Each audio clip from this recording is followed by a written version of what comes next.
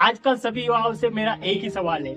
अपने देश की तरक्की की बात करने के बजाय पहले आईने में देखो, अर्थात खुद के अंदर झांक कर देखो। दूसरों को दोष देने के बजाय अपने आसपास के हालातों को देखो।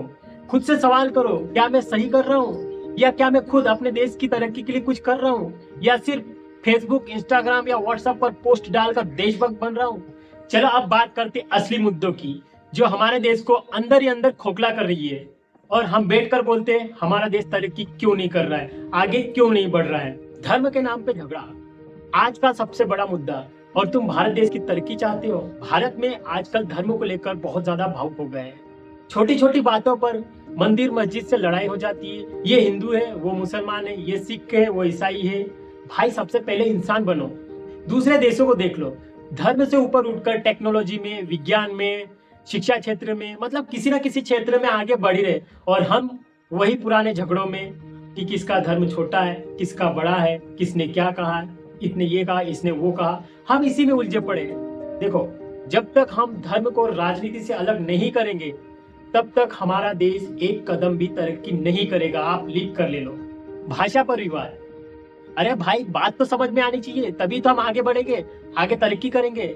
हमारे भारत की राष्ट्रभाषा हिंदी भाषा है, और हिंदी भाषा बोलना ही गुनाह हो गया है। कोई बोलता है मराठी बोलो, कोई बोलता है कन्नड़ बोलो, कोई बोलता है तमिल बोलो, कोई बोलता है बंगाली बोलो। अरे भाई, सब भाषा अपनी अपनी जगह सही है, लेकिन एक राष्ट्रभाषा की भी तो इज्जत करो। ये अपना पहला फर्ज होता है, क्योंकि हम भारत देश में रह रहे हैं। आपस में लड़ने से अच्छा है एक दूसरे की भाषा को समझो। अगर अंग्रेजी तुम्हें नौकरी दिलाने में मदद कर रही है तो अंग्रेजी सीखो, लेकिन यार हिंदी को क्यों नीचा दिखा रहे। जरा खुद सोचो, जो लोग अपने ही देश की राष्ट्रभाषा को नहीं पहचानते, वो देश तरक्की कैसे करेगा। सोशल मीडिया सबसे सस्ता नशा। आजकल सबसे बड़ा खतरा है सोशल मीडिया। छोटे छोटे बच्चे वीडियो बना रहे हैं, लड़कियां पब्लिक प्लेस में नाच रही है, लड़के रेल के आगे स्टंट कर रहे हैं, नदी नालों में कूद जा रहे हैं। कई लोग छोटी छोटी बातों पर वीडियो बनाकर भड़का रहे हैं, मतलब अपने फॉलोअर्स बढ़ाने और वायरल होने के लिए इतने ज्यादा हद से आगे चले गए। ना तो उनको संस्कृति का ध्यान रहा और ना ही अपनी मर्यादा का ध्यान रहा।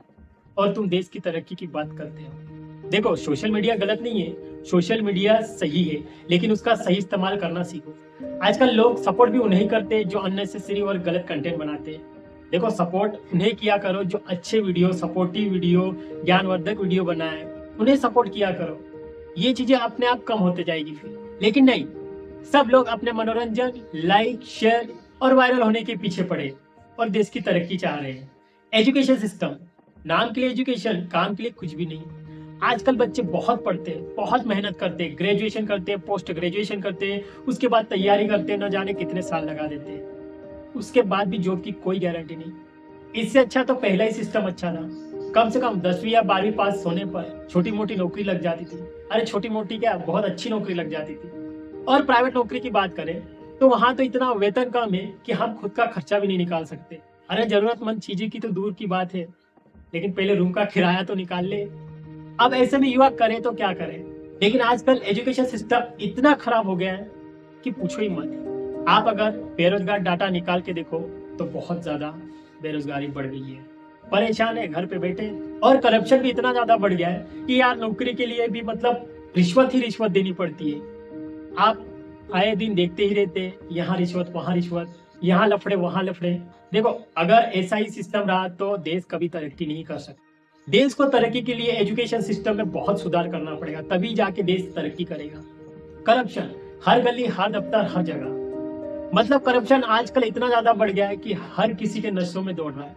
यार खुद से ज्यादा तो करप्शन दौड़ रहा होगा। तुम अगर एडमिशन के लिए जाओगे तो भी पैसे, नौकरी के लिए जाओगे तो भी पैसे, अस्पताल में इलाज करने के लिए जाओगे तो भी पैसे। यार ये कोई सिस्टम है क्या।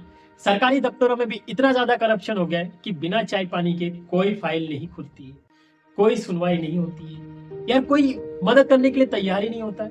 मैं खुद उदाहरण हूँ, मैं भी कई नेताओं के पास गया नौकरी के लिए, आज घर बैठा हूँ, इतनी अच्छी पढ़ाई करके घर बैठा हूँ, क्योंकि यार हमारे पास कोई ऑप्शन ही नहीं रहा। सारी चीजें प्राइवेट हो गई है और नौकरियों में भी इतना ज्यादा करप्शन हो गया है कि हम कुछ कर ही नहीं सकते। और ऊपर से नेता बोलते हैं कि हम देश की तरक्की करवा रहे हैं, देश को आगे बढ़ा रहे हैं। वाह रे नेता, आप बहुत अच्छा आगे बढ़ा रहे हो। देखो, जब तक करप्शन हटेगा नहीं तब तक कुछ नहीं होगा। और सबसे पहले करप्शन हटाने के लिए खुद को जागरूक बनाना पड़ेगा। महंगाई और जीडीपी, देश की असली तरक्की का खेल यही होता है। सरकार कहती है जीडीपी बढ़ रही है, लेकिन कैसे? महंगाई बढ़ाकर। असली जीडीपी वही होती है जो देश में वस्तुओं और सेवाओं का उत्पादन दिखाए, लेकिन सरकार तो नॉमिनल जीडीपी दिखाकर सभी को उल्लू बना रही है। सबसे पहले रियल जीडीपी और नॉमिनल जीडीपी में अंतर जानना सीख जाओ।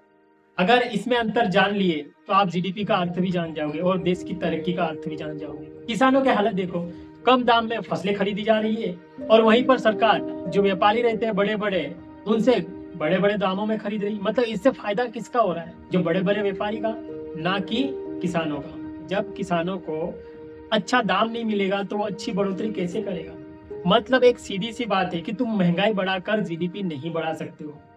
भाई जीडीपी तभी बढ़ती है जब तुम्हारा उत्पादन ज्यादा होता हो। तो यहाँ आपको समझना चाहिए कि जीडीपी कैसे बढ़ेगी और देश की तरक्की कैसे होगी। अब फाइनल में आप लोगों से एक ही बात कहना चाहूंगा कि जब तक हम कुछ नहीं करेंगे, हम मुकाबला नहीं करेंगे, हम सिस्टम का सामना नहीं करेंगे, तब तक हम कुछ नहीं कर पाएंगे।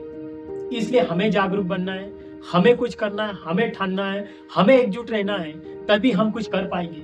अन्यथा हम कुछ नहीं कर पाएंगे और ना ही देश की तरक्की होगी। इसलिए देश की असली तरक्की चाहते हो तो हमारा भी महत्वपूर्ण योगदान जरूरी है।